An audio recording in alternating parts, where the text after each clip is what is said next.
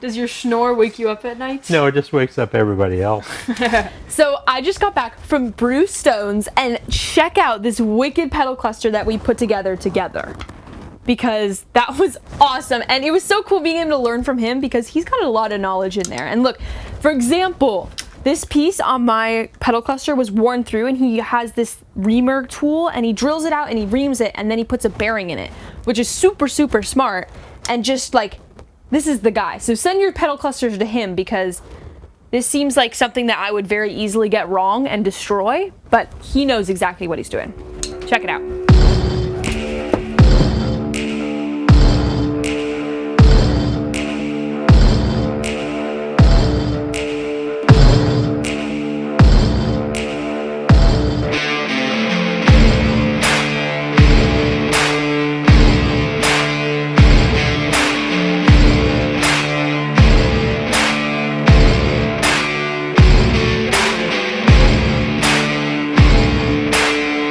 We are in Bruce Stone's shop. This place is epic. You can see all the 914 parts, all Porsche. This place is like heaven. Oh my gosh. So how did you get into the whole Porsche world, Bruce? Well, I grew up in the Detroit area. I was mechanically inclined.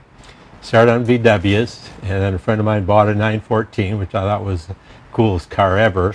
Got to California, bought one.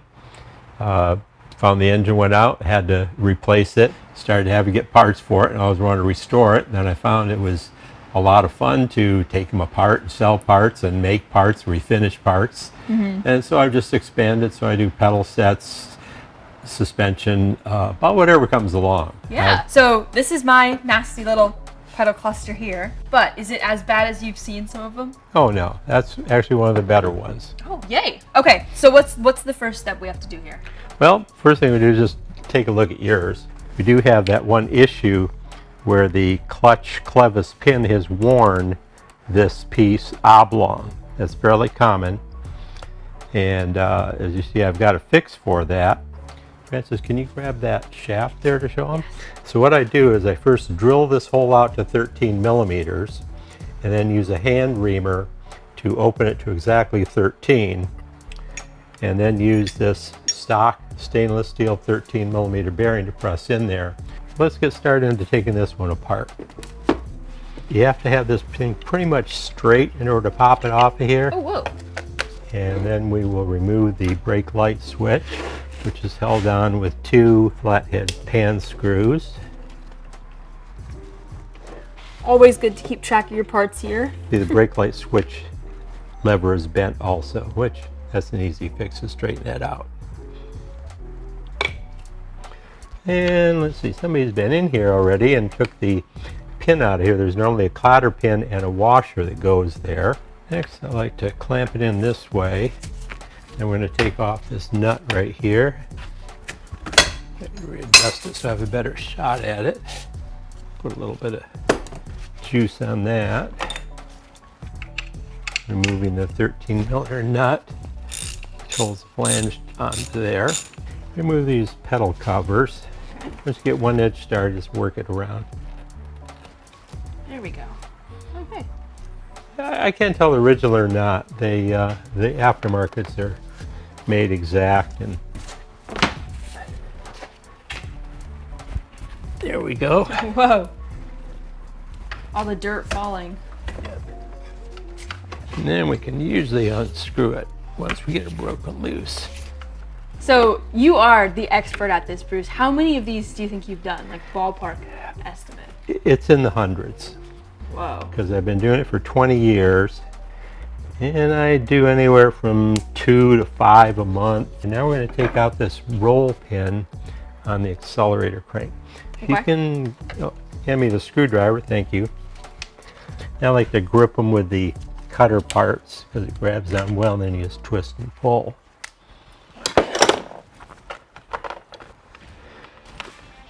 And we'll push out this piece. You guys use like metal replacements for this? I use bronze ones, yes. Okay. Bronze, brass, yeah. So right now, this is what Bruce says is probably the hardest thing on here, is removing this little roll pin. This roll pin right here. Yes. Okay. Yeah, it's a pressed in roll pin. Started to move, I can tell by the sound. Okay, to make it a little easier, we're going to unhook the clutch spring here. Swing it around. This is too easy. Oh, it just slides right It off. slides off. That's a good sign. Yours is pretty good shape. And simply from there, this pulls out. Spring's probably reusable, dirty, but Okay. we can clean that up. Okay, then we got to take this shaft out of here. What you don't want to do is hammer on this. If you hammer this, you flare the end and it boogers it all up. What you can do is put a wooden block up here like this and then tap on the wooden block, because sometimes that part can be in there very tight and rusted.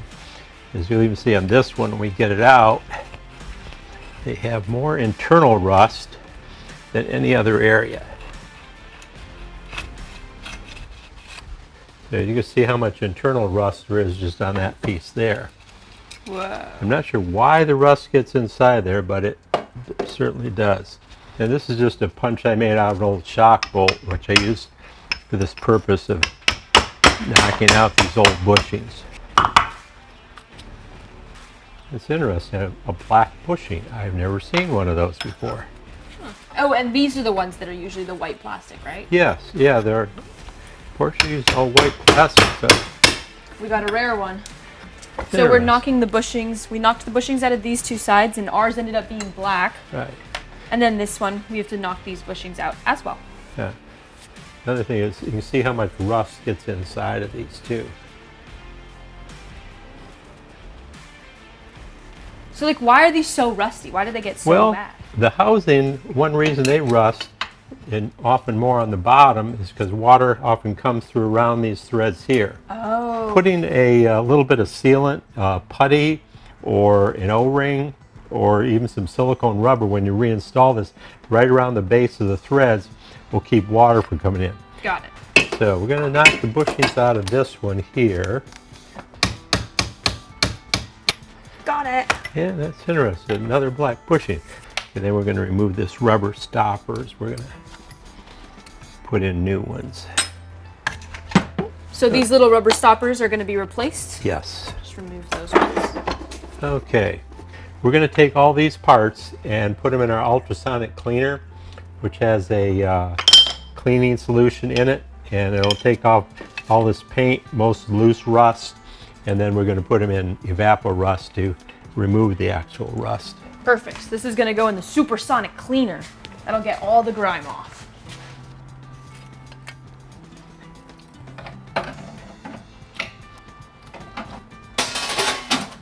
Okay, then we're going to let that run for however long it takes. Letting it run. Okay, so now we're going to reassemble the pedal set from parts we have all finished over here. So if you can hand me the housing. Which one? So this is the one. Let's bring them both over. Okay. Yeah, just show. I zinc plate the housing so that the threads on the end will be zinc plated since they're exposed. The original ones were never plated, and then I powder coat over them, so it's very durable finish, and it's pretty hard to rust through powder coating. You start with the brake pedal, putting the bushings into the brake pedal. And these were bronze bushings. Yes, Okay. I use bronze bushing. Now if you hand me the brake pedal and the two largest bushings, that's the clutch pedal. Almost had it. I had a 50-50 chance there.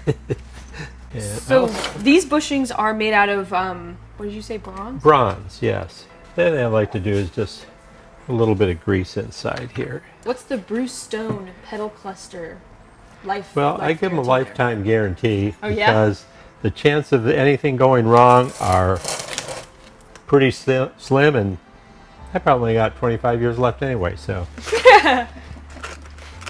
Okay, clutch spring, that's the big one. This one? Yes. Okay, and then if you can hand me the brake rod top, this here, and then there's a 12 millimeter stainless steel washer. Washer. This one? Yes. Yes. We're going to lube this up a little bit because this is a metal-to-metal contact. Thank you. And then the larger cotter pin. This one? Yes. So do you want the head of the cotter pin facing towards It doesn't matter. It is easier to install it, but that hole isn't always in the same orientation. Gotcha. So I just do it where I have the easiest access to be able to bend it around. Tips and tricks with Bruce Stone here. Check out his grease. There's just a little hole, little stick in there. That's so efficient. Mine is right now a grease murder scene. Grease everywhere. If you guys saw my CV joint video, you know where that grease, like, it gets everywhere. Next, install the rubber stopper into the clutch cross flange. And the factory, they would hammer it, they would like kind of squeeze in two of the sides. Right, they do pinch in the diagonal corners to keep the rubber stopper from walking. Next, if you can get me the clutch flange and the larger rubber stopper. Is this the clutch flange? No, that's the shaft. Nope, large shiny piece. Oh, this one. Okay. There you go. And the rubber stopper. And we're going to insert the rubber stopper. See if this one wants to cooperate. What's your trick to putting these on? Well, one of the tricks is to cut the lower corners on the back side. If you just snip off a little bit here and here, it gives it a dovetail to go in. Oh. And just push hard. And you want to make sure it gets pushed in evenly. Correct? Yeah, just to make it look nice. Another thing the factory did is after they're in there to put a little crimp on this. Diagonally, then the rubber can't walk out. Next we insert the clutch pedal into the housing.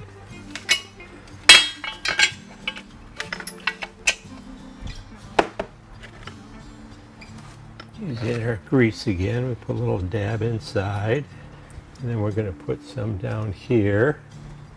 So we press the clutch tube through the brake pedal, and after that's test fitted, I put the clutch arm through there.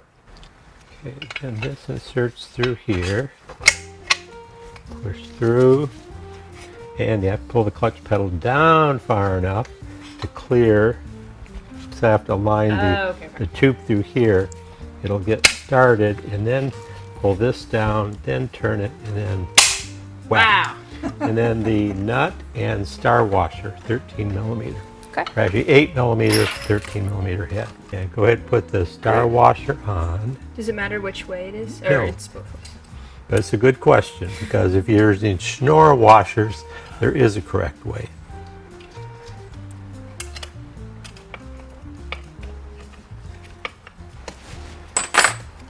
All right, then if you grab this small clutch spring, and we're also going to lube up the inside of this. Then if you hand me the clutch shaft.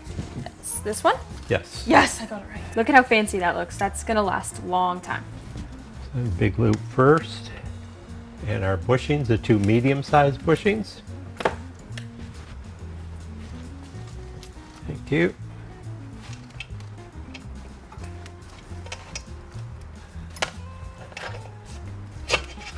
Sometimes you need a little persuasion, so what I usually do is actually kind of use this like a little slide hammer to seat them in. Perfect. And the other one slid in fine. Okay. This is like the equivalent of watching one of those videos on 2x speed, because I was watching some videos and you're making all of this look extremely simple. So You do it a few hundred times it is. yeah. Okay, one thing I noticed as we got it assembled is we see a gap over here that this flange is a little bent. So what we're going to do is put that in the vise and press it in. Doesn't really affect anything. It kind of lines up here.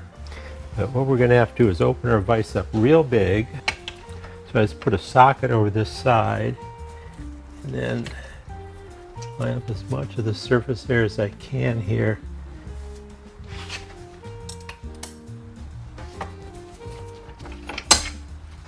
Press on that, and we got a little closer. Let's try it again now. And with Go right on that area there. Yeah, we're much closer there. That's so cool. And like putting the socket, that's such a good way to figure it out. Yeah. Out. Yeah, you'll always have metal spring back a little. You can't press it all the way flat, but that's definitely better. Then using the lower clutch arm, I start the roll pin into the lower side of it to make it easier for installation. Black painted part, please, and roll pin. This is why it's so important to have the right tools, and Bruce Stone has the right tools. Just want to start this in here. I attempted to use the roll pin that comes in the kit, but I found the one in the kits are about 20 thousandths larger and very difficult to get in. So I buy these in bulk from McMaster Car. So you can't reuse these roll pins, right? You can, but it's not highly recommended, and it isn't something you want to work out. Okay. And then you find your clutch just goes. Okay, So guys, so not suggested to reuse these guys because they've already been compressed, right? yes. So what we did, we just started this into here to make it easier. Grease inside. Then we're going to put this on here. Okay, so what I do is take this screw, which is just one of the self-tapping sheet metal screws in the tin, and I put it into the hole here just to make sure that it is perfectly aligned before we begin pressing the pin in. Got it. So by putting in there, that will keep this piece aligned correctly to here, so this will press in correctly. Gotcha. So you just keep this screw here to keep it aligned. It's that temporary, way it yep. goes in. Okay. Then I use the vise as a press to squeeze the pin all the way through and flush. Now we're going to start the process of pressing this in, and take the screw out and then press it the rest of the way in. So we check. That is how it should work. Many people think it's wrong, but the spring takes the slack out of it. Next, we need to install the accelerator crank, which goes through with its two bushings, a washer, and a cotter pin on it. This? Is this it? Or Yes. Let's see if we can press them in. See if they go in by hand. like that? Yep. And then does this one go, where does this one It goes on the inside. Perfect. And then you insert the crank through there. You need to have it up about like that. Yes. That one's a little difficult. Next is the brake light switch with two screws, two lock washers. Because the way the brake light switch works is, and to make this easy, we're going to install the one that I know is right. So this is the piece that's really, really tall here, and that's like all out of position, and then sometimes this angle of this piece here is also out of position. They are adjustable. The way you adjust them is you loosen the jam nut, which on the originals is a 7mm, but on the replacement is an 8. So you have to loosen the jam nut, and then to make the brake lights come on sooner, you screw it inward. Gotcha. But I know this one is going to be just about dead on. So this is the continuity switch. So when the pedal's all the way up, the switch is open and the brake lights are not on. When the pedal's depressed and this lever moves forward, then the brake lights will come on as continuity is made across the switch. Whereas if you'll slowly depress the brake pedal until you hear a beep. Okay, we're good. You can see how much pedal movement. Right there is where our brake lights would come on. Last step is the rubber stopper. This little O piece here. Yep. This cushions the accelerator lever. Goes on here like this. Most people don't know this thing exists because they rot and fall off. And then the final step is screwing the clutch pedal into the lower clutch arm so that the bottom is flush with the bottom of the clutch arm, and the jam nut is finger tight. And this is somewhat adjustable. Some people have longer legs, like to have this screwed in more, but this just screws into here. And typically you screw it in until the threads are flush with the bottom. So you've been doing this for 20 years, so that's like, what, half your life? About that, yeah. Is there like a nut that goes on the other side, or just like... No, this is a jam nut. Gotcha. So the jam right about there, then you turn the jam nut down. Then you align the pedal to the correct position. Probably get a better visual if you pull it up at the top, and then you can see the pedals are about the same. Gotcha. But that's how I rebuild a pedal set. Having a nice working pedal set is important so it doesn't rust up, bind, your brake lights work correctly, and that's about it. So thanks to Bruce's help, we have a brand new functioning pedal cluster here. And honestly, from my point of view, like I was gonna like, oh, I'm just gonna DIY it. And I called Bruce for some advice and he was like, yeah, so make sure you have this part and this part and this part. And then also, and I was like, whoa. And I was like, let's just do an episode on this, because I would have been stuck at the reaming part. And then like his vise, he has the right tools here. So do you think this would have been possible for someone to do at home, or just... It is, like as you mentioned, you need all the right tools, and the experience helps, know how to get the roll pin out. The rest of it's easy. This guy, he's the master at this. He knows what's up. So thank you so much, Bruce Stone. This was an amazing experience. Oh, you're welcome. I'm anxious to see it in the car and your car going down the road. Oh, yes, me too. Fist bump. Okay. What's the most exciting part about doing the pedal cluster? Having them all done and seeing them all sitting there nice and shiny and pretty. It's like making a cake, you know. After you get done, it's nice when you're done just to look at it and admire your own work.